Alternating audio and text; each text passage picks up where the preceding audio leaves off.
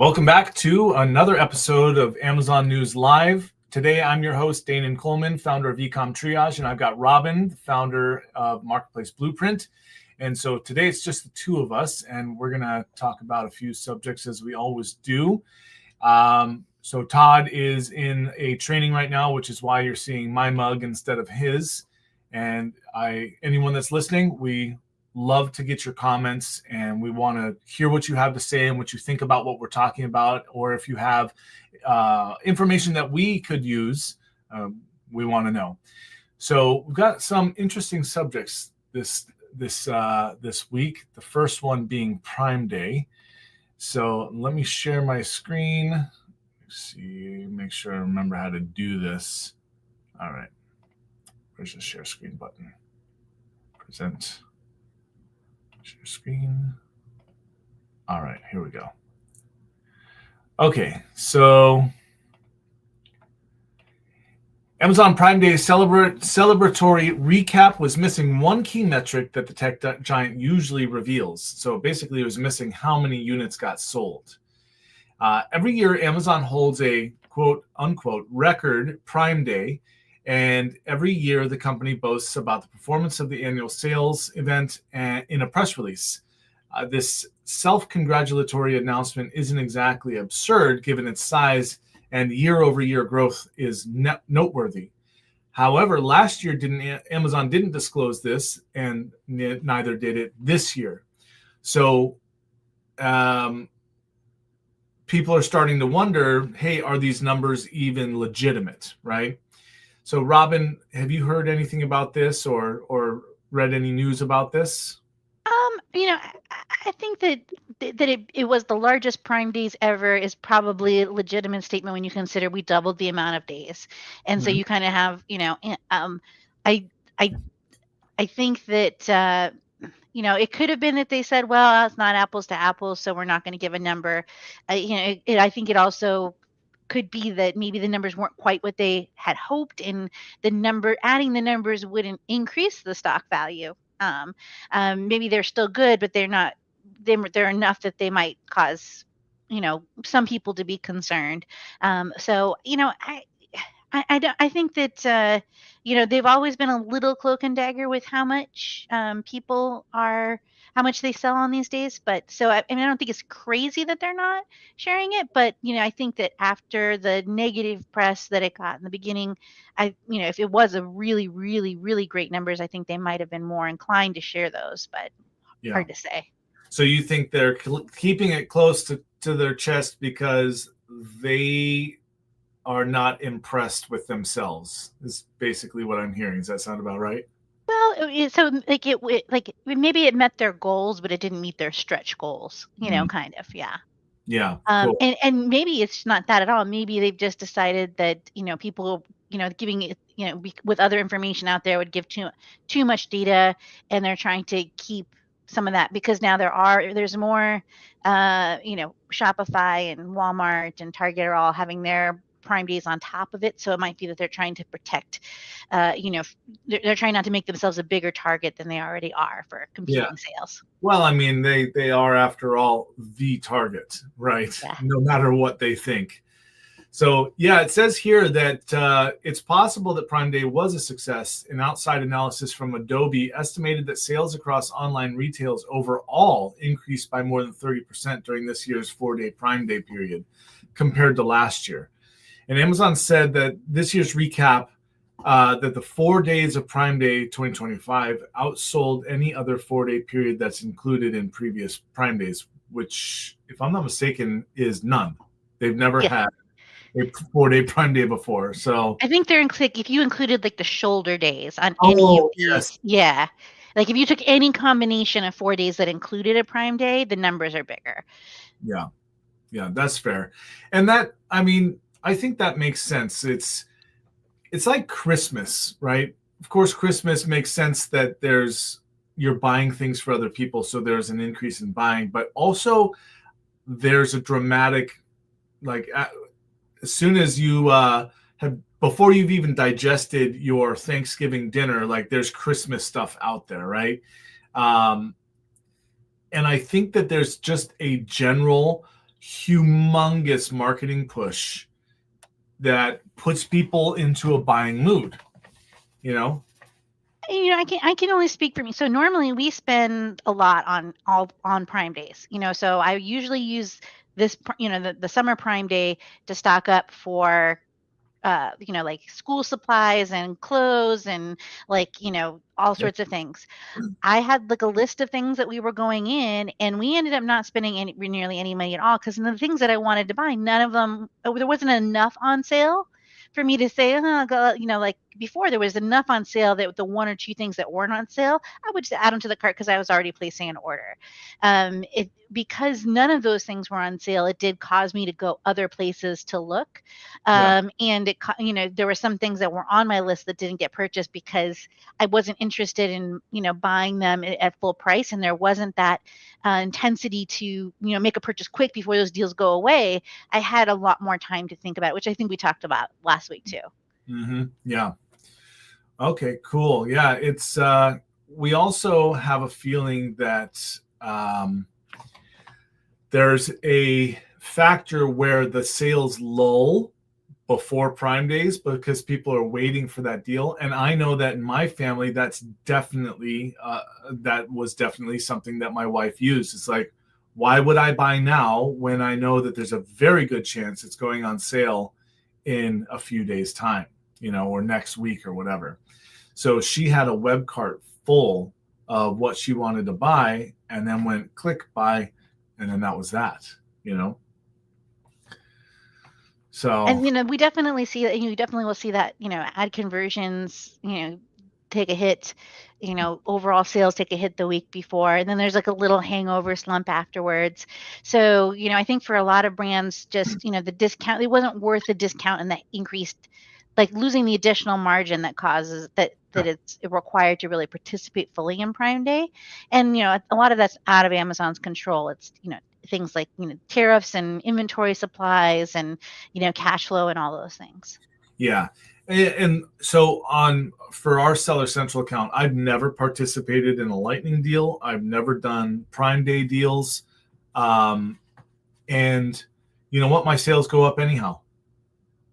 And I sell supplements. So it's not like, it's not a big sexy electronic or something like that, but I have a pattern. I have 15 years. Well, I think I've got at least 10 years of data through Managed by Stats account, but there's a rise every single time, and it just follows the buying pattern of people. I think that if it's not on sale, they just buy the things they would normally buy at the same time. So, all right, cool. Shall we move on to the next topic here? Sounds good. All right, let's do it. All right. So this is really interesting to me, especially since one of my first private labels was beauty. So this is from Brandon Fishman. Let me see. If I zoom in on this, does it zoom in for you? Not if you. Yes, it does. Okay, good. Look at that handsome guy in the corner there. Ah, yes, Brandon Fishman. Such a good. I was talking about the other guy in the corner. Oh yeah, I hate that guy. So Walmart just did what Amazon should have done years ago. We're talking like 15 years ago here. They're restricting beauty and personal care listings to brand owners and authorized distributors only. Freaking about time somebody figured this out. So that means no more unauthorized resellers, no more counterfeit products, no more brands losing control of their pricing and customer experience due to other sellers. And so Walmart's showing how the marketplace can actually support brands that drive their revenue. And Brandon says, Amazon, take notes. I've been vocal about this issue for years. It's embarrassing that Amazon is still behind on this. Maybe take a break from raising seller fees and actually get your act together. Roll this out category by category before sellers run out of patience. That last statement, well, we'll see if sellers actually ever run out of patience. But here's the I'll bring this up. Oh man, that's cool. That doesn't do anything at all for us. Okay, so you can't actually see that. but I'll keep it on screen for a moment for everybody here. But But basically, basically, they gated beauty. We're having some higher seller requirements, and yeah, you know, I'm in a unique place because I've been on both sides. We have health and beauty brands that it does become very concerning for them if they don't know where people are getting their inventory, if things are being held at the right temperatures. yeah, So, could expired inventory be getting sent in? So I definitely think there is a health and safety thing. yeah, I think it's time will see what time will tell whether they loosen this or if this is the final policy. I know that Amazon has done similar things to this where they come down and they come up with a hard rule and then they realize maybe some of that inventory is coming from places that they didn't expect originally. yeah, So I know that there's quite a few people trying to get reinstated. It would have been nice for them to give resellers a little bit more notice because there's I know resellers that have been stuck with a lot of inventory, but I know it is really good news for brand owners, that and it's really good news for those that are trying to develop resale wholesale relationships with the brands that they're working with, that they're upfront with how they're planning on selling those items. yeah. So I'm seeing a trend across the entire ecom space, and that is that just simple resellers are getting pushed out. And I think that they're moving. So I think that Okay, fair. I, I think that a lot of them have moved from Amazon to Walmart, and then Walmart has to decide, do they want to be a place for them? And if not, they might go someplace else, or they might reinvent themselves. I think that it definitely is. I think it's going to be more difficult to be a reseller Yep. as tariffs are kind of eroding some of the margins that are there, and causing some brands to not discount as heavily, where a lot of like arbitrage people are buying based off of that larger clearance or reset. There just might not be as much reset this year. Yeah. So I think that it's definitely changing. It's the get rich quick of like go to the grocery store and buy a bunch of stuff. I think that time has passed. But yeah. Yeah. Quite frankly, I find that I think that's a good thing. I don't get me wrong. I have resold stuff as well. Gone to stores and gone, oh my gosh, I can make 10% on this. Let's buy what we got and sell it. I've done that before. It is a lot of work. So being a reseller, not that I became a professional at it, we had one account that we resold on for, I don't know, maybe a year or two. We made money, but the effort wasn't worth the profit. Um, Especially since we were selling supplements on a different account. So the days of running to Walmart, running to Costco's, Sam's Club, etc., and scanning stuff, and I just, nothing against the people that do that. It's a great hustle. But if you're making 100K a year doing that, why not formalize it and go wholesale? It's a different sourcing skill set. Not Sure. that one is better than the other. So I know people who are amazing at reselling. I think where it's getting more difficult as these platforms mature is that there are more things where, there's concerns about, like custody, counterfeits, intellectual property issues, health and safety issues that come up more and more. So I think Yeah. things like CPSC certification requirements, those things are going to start, those play a bigger role. I know people that are, like savants at maximizing profit from resellers. They've built very successful businesses that way. I have a ton of respect for them. Yeah. And they haven't been able to be successful maybe with PL or other things.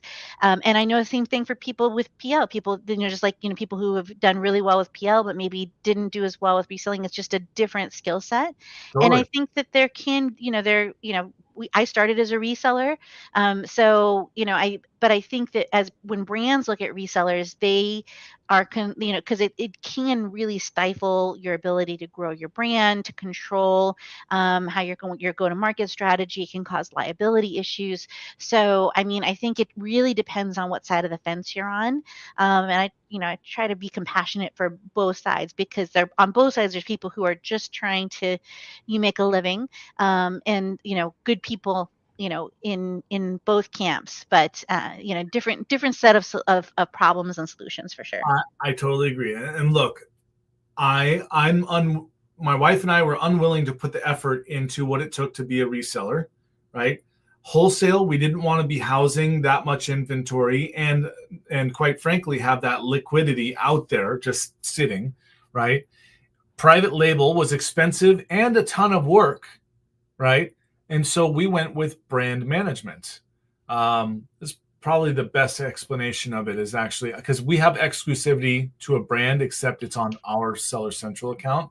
But, we don't have to pay for inventory. We don't have to warehouse it. We don't have to worry about logistics. The only thing we have to do is make sure it's selling and make sure there's inventory there. And then we just take our piece of the profit, and it's easy, comparatively speaking. And so that's the model that we started with. We went through literally every other model. We even tried Amazon merch. That was, man, to the only person I've ever met that made over $100,000 cleared, like take home over $100,000 a year on Amazon merch, had 90,000 different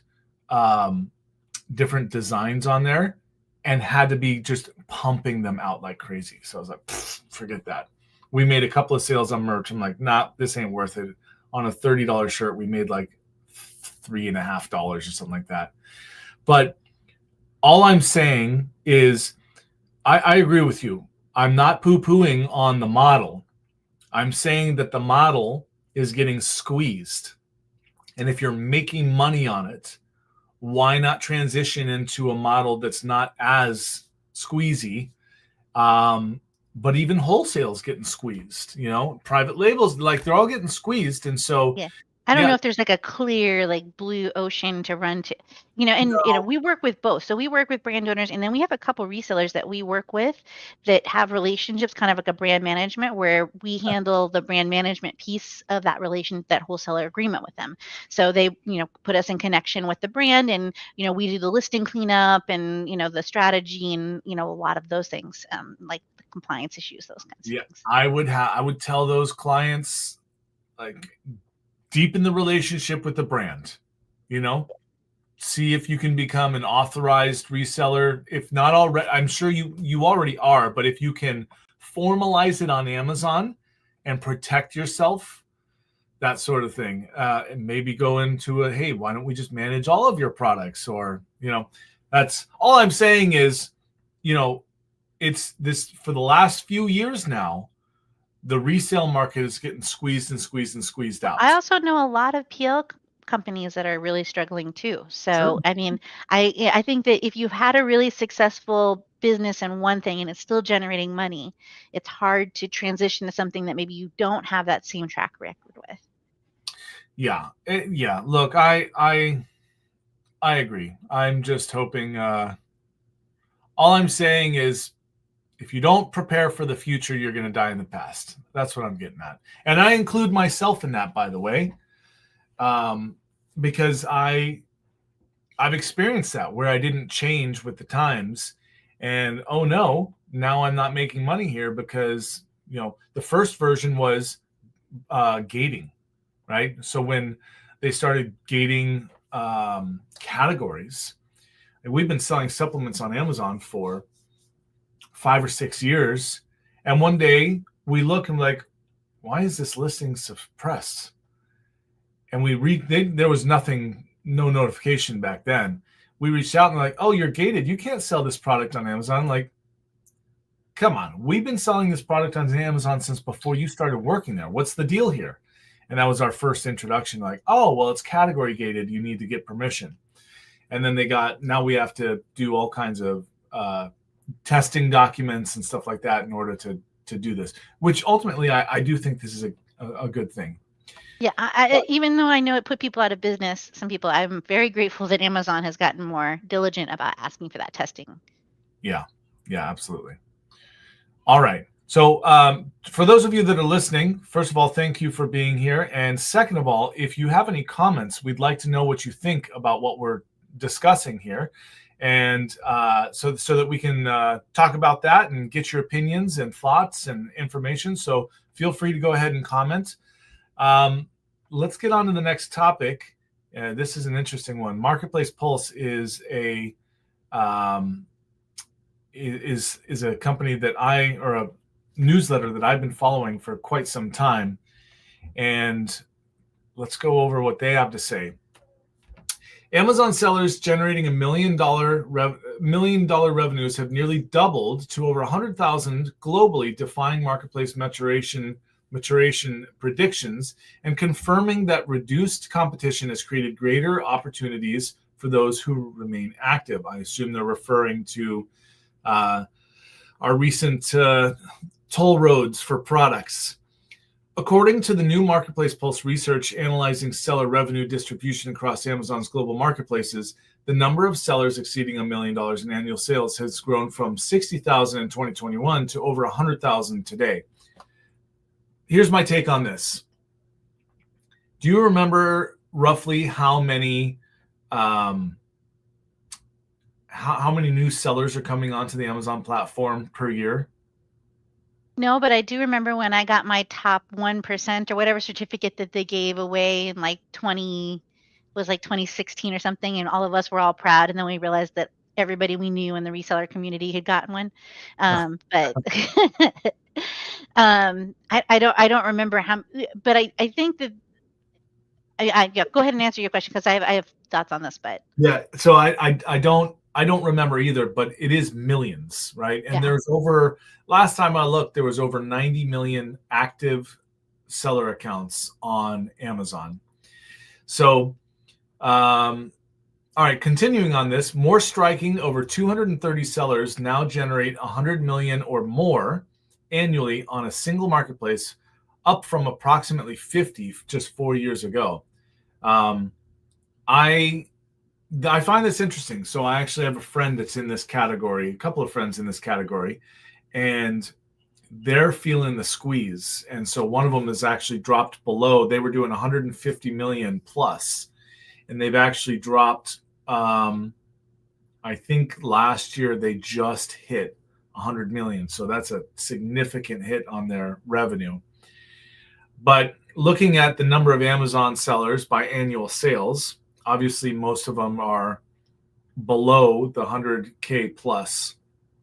And but 2021 there was 350,000 that are doing 100K, between 100K and 500, and now there's 522,000. So it's, I mean, to me, what this says is that before there were a lot of small sellers that were, especially because there was more people there were more resellers. I think this graph really demonstrates that larger brands are coming to Amazon. And so we're seeing sales condensed in those one larger accounts, where before maybe a mid-sized brand might have hosted 30 resellers and they were all selling smaller amounts. Now it's one brand that's kind of managing a larger portfolio with a larger velocity, and we're seeing as those larger brands kind of get their place on Amazon, start to grow on Amazon, that also is what impacts the private label area, because before you could launch a spatula because OXO was not on Amazon. Now that all of those big brands are on Amazon, it's also taken away some of the market availability for private labels for brands that have that are apex in their category. Yeah. What I wonder as well on this is if they're including vendor central metrics on this, or if it's just seller central. The number of brands that are on Vendor Central is, I feel, shrinking every year. We do a lot of, and I know there's lots of other agencies as well that really help people move from Vendor Central to Seller Central. Yeah. They've kind of, unless you're an apex brand in your category. If you don't have a category manager anymore, they're not taking price increases, there's more crap products. That's not a cuss word. That's if once on Vendor Central, yeah, can't realize a profit is products where they don't no longer buy. So the support on the platform is more difficult, and then like the chargebacks and requirements and things like that can be more difficult. So I think that it I don't know if this does include. Well, I would guess probably doesn't include Vendor Central, but I'm not sure. I would assume not, because they're saying brands and sellers. So I would assume that it doesn't include Vendor Central. But I've got a couple of clients that they're still Vendor Central, and they're not exactly a huge brand. But that being said, I've never spoken with anyone that raves about Vendor Central either. Well, and there's some brands that Vendor Central is the only viable option. And so they might not be an Apex category. So like we had a company that came to us, they did steel galvanized buckets. Yeah. So, at the price point that they needed to have for something at that dimension, they could never sell them on FBA without them being ridiculously expensive because of the way FBA fees are structured. Yeah. Vendor Central was the only option for that particular brand. So there are some brands that it makes sense, or if they, you have a long-standing relationship, and you haven't had a lot of price increases, like it can really be a great platform for the right fit. But it kind of depends on what data you need, how much control do you need over MSRP, which plays into your other distribution strategies, other online marketplaces, big box distribution, all of those things. So you have to look at it within like the larger picture of the overall brand's distribution strategy. Yeah, that does make sense. Cool. So, yeah, basically, one other thing that this tells me is that the marketplace is still growing. Despite fees being increased and all that kind of stuff, the marketplace is still growing.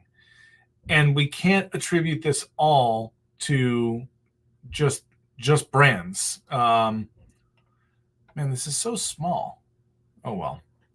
We can't attribute it all to big brands, because a lot of those are at the 100,000 to 500,000. Those to me are newer sellers, newer brands. So, all right, cool. Well, let's get on to the last one of today. This is going to be a short episode, folks. It's going to be less than an hour. So we'll be just at about 35, maybe 40 minutes here. And then we'll give you 20 minutes back of your time, and you can go hard boil an egg and get some protein for the rest of your day. All right. So let's go into the next story here. Just imagining the person that's like, that's a great idea. I want a hard boiled egg right now. Yeah. Exactly. Yeah. All right. Is an AI backlash looming on the horizon? Okay, this is interesting. I didn't actually read this article before we got to go live, had to go live. So I'm going to read this for the first time with you guys. In e-commerce, it's common for executives to jump on the latest trends, such as when platforms said mobile and social shopping would supercharge their revenue growth. The same is now true for artificial intelligence, with companies loudly proclaiming their application of AI will help buyers find things, help sellers save time, and make money for investors. I'm assuming that this article is coming on the heels of ChatGPT now becoming like integrating in a marketplace in some way, which I also assume is based on their partnership with Shopify, which they announced a couple of months back. All right, so AI does appear to have a great capacity to be helpful, but it seems it also has a potential to harm. What happens when customers, buyers, and sellers are disappointed or frustrated with the results of companies' AI initiatives? Will company executives listen, and will they have the knowledge, blah, blah, blah, blah? This sounds like a whole bunch of crap to me, and like a fluff story, if I'm being honest. Robin, what are your thoughts on this? Because this is like, okay, well, there's still going to be people at companies. So I think that this is, I actually kind of agree with this article. Okay. Now, I think there's a great place for AI. AI can do some really amazing things. I think some people are giving it a little bit more credit. There was actually a study recently, or something that happened where developers anticipated that by using AI, they would be able to get 20% faster at doing their job. When they actually did the study, that even though the programmers felt they were moving 20% faster, they were actually moving, and it might have been like 24, 19 or something like that. They were actually moving 19% slower. Right. So that it was actually slowing people down. And I think this article is pointing to some of the things like if you were at Accelerate last year and they announced they were going to use AI to help us with our titles, you could feel the room be like, thanks, that's the feature we did not ask for and do not want, because we're worried about IP claims and what if this is going to have more like voice of the customer issues where people get things where they're not as described. And so I think the article is saying that there are going to be times where maybe people have really rushed to include these AI things, and it's not going to yield customers the experience that the platform had initially hoped. And even I tried to use Sparky the other day, which is Walmart's AI, and I was just as disappointed as I was in Rufus. I think that there are some things that I kind of look at AI as a very useful toddler. There are some things that it can do really, really well. There's some things, if you leave your toddler with some acrylic paint or some glitter, there's going to be a mess, like any toddler, messes will be made. Yes. Yeah. Which, by the way, this is a great analogy since I have toddlers in my household. Number one, okay, this is perfect. AI is a toddler. Treat it as such. Number one, if you don't watch it, it's going to run off. Okay. Number two, it's not always right. Sometimes it makes things up. Number three, and it assumes it's just going to keep going, is it? Because it's going to have all the confidence of when a toddler tells you that that dinosaurs were at the house yesterday. Exactly. Yes. Number three, it's going to make messes. So, in my opinion, like I use AI to help me shortcut and direct me towards the answer I'm looking for, but I've never once used it without either cross-checking myself or, well, I always cross-check it myself, but sometimes if it's a very specific answer, like let's say I ask it, hey, as a CEO of my company, can I sell my car to my company, right? And have that as an expense. And it says, oh yeah, absolutely, you can do that. All you have to do is a bill of sale to the company, and there you go.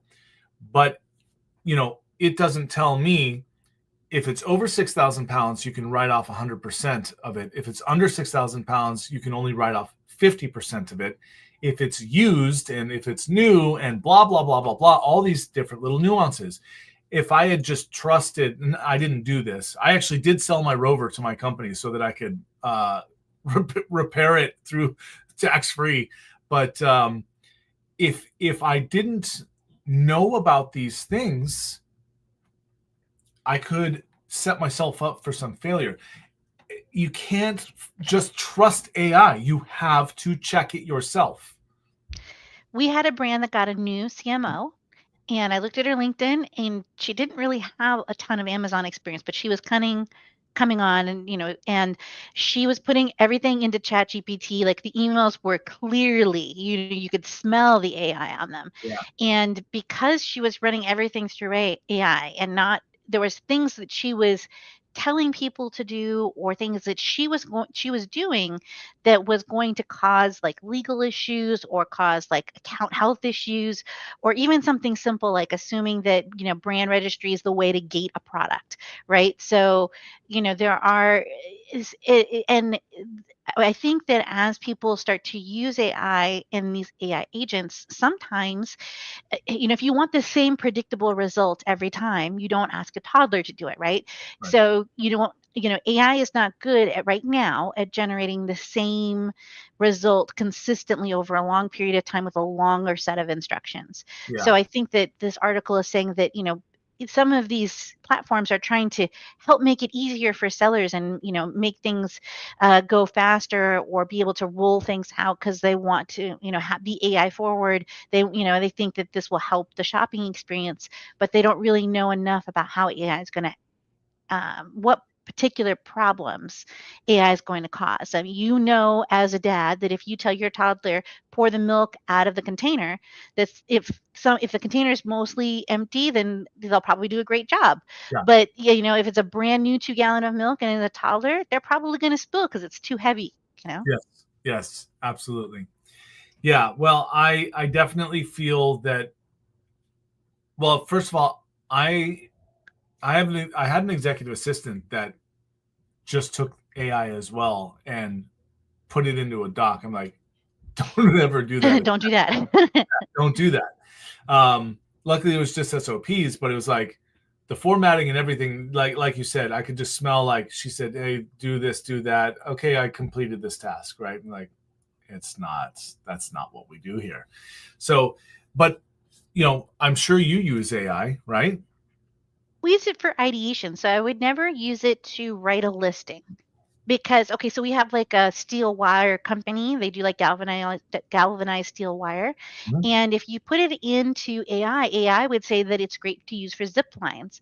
But if you've worked with this company, you know that we don't want to say that because there's a liability in telling people that it's safe for a zip line. Because if it was to snap, somebody could die. Right. So there's more to it than that. You tell an AI to write a listing for like a small rodent cage, they might say that it works for mice and guinea pigs. Well, it might not be the right width between the bars. So there's little knowledge gaps. AI needs to be supervised and needs to be edited. Yeah. And so I think that's where, that, yeah. Yeah. I'm with you. Well, that actually wraps up our topics for today. So I'd like to thank everyone for coming in to watch. This happens every single Friday at 1 o'clock Eastern Standard Time. There are normally 3 or 4 of us. Todd's out today, the guy that owns this live stream. But we'd love to have you guys come back on. Also, we've got a couple of things coming up. So Accelerate is coming up. Robin, I assume you're going to Amazon Accelerate, right? I'm going to find out. I might have to, the doctor wants me to schedule something that time. So I might not be able to go, but we're going to find out, I think, All this right. week. So. Hopefully it's an outpatient visit and you Yeah. can do it, get on a plane right after. But so before, during, and after Amazon Accelerate, there are a number of parties that are happening. I will be producing a document that lists out all the parties and the times, places, costs involved and all that stuff. I myself will be co-hosting a party with a couple of companies out there, and I don't have all the details on that yet, but one of the things that helps other sellers actually network and get together, because Accelerate is a massive, massive thing, and everyone's just walking past each other. And so if you want some time to actually to network, look out for that document. I will be bringing that out soon. And yeah, I think that's Todd would probably be okay with this. I'm also going to promote that I do have a newsletter that is solely dedicated to e-com events. So those are physical events, digital events, and then category trade shows if you're going out to look for products and stuff like that. So I don't have a link for you or anything. If you want it, reach out to me on LinkedIn or something like that. Robin, thanks for being here, and your knowledge is always appreciated. And I like that you often are on another side than I am, and we can I was kind going of. to say we're kind of a yin yang, right? Yes. And like all respect, because you can't have it doesn't work unless you have both pieces, right? You got to really think, yeah. So Yeah, I yeah, appreciate absolutely. you. Yeah, and look, I also, in 15 years of selling on Amazon and being really, really, really screwed over just by some, oh, whoops, that shouldn't have happened. We shouldn't have suspended your account for 4 months kind of stuff. Hey, oh, we didn't realize that this product shouldn't have been suspended because it was a different ingredient in there than the banned ones, stuff like that. I hold a pretty salty opinion on this space. So it's good to know that there's somebody out there that doesn't hold such a salty opinion. But yeah, thank you once again, Robin, for being here, and hopefully I see you next week. All right, thanks. Bye. All right, bye everybody. Oh, why does it do this?